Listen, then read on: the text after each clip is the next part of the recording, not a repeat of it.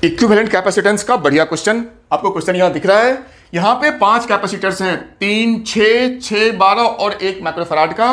पूछा क्या है, ये पॉइंट ए और बी के बीच में इक्विवेलेंट कैपेसिटेंस कितना होगा। तो देखो, इक्विवेलेंट के लिए हमें देखना पड़ता है कि सीरीज या पैरेलल।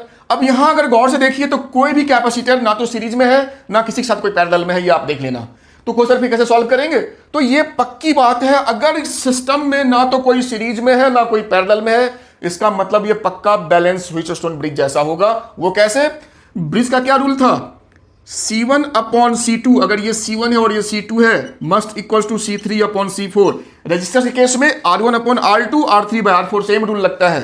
तो गौर से देखो, तो 3/6, तो 3/6, 6/12, 6/12 बिल्कुल ये बैलेंस है, चूंकि 1/2, 1/2 बिल्कुल बैलेंस है।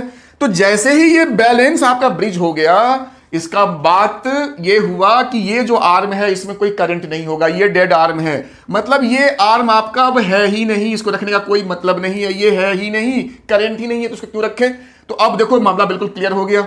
ये और ये दोनों सीरीज में और ये दोनों सीरीज में और आपस में ये पैरेलल में।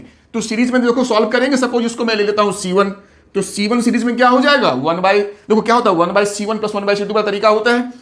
तो मैं करता हूं सीधा C1 इंटू C2, तो 3 इंटू 6 अपॉन 3 प्लस 6, 18 अपॉन 9, तो 2 माइक्रोफैराड हो गया ये दोनों। और नीचे वाला को मैं C2 लिखता हूं, तो ये होगा 6 इंटू 12 अपॉन 6 प्लस 12, तो ये हो गया 72 अपॉन 18, 4 माइक्रोफैराड। अब आपस में ये पैरेलल में है, तो जो नेट C होगा, जो नेट C होगा वो क्या होगा, C1 प्लस C2। तो एक मेरा कितना आया था, 2 आया था और एक मेरा 4 आया था। तो 6 माइक्रोफैराड यही आपका इक्विवेलेंट कैपेसिटेंस है।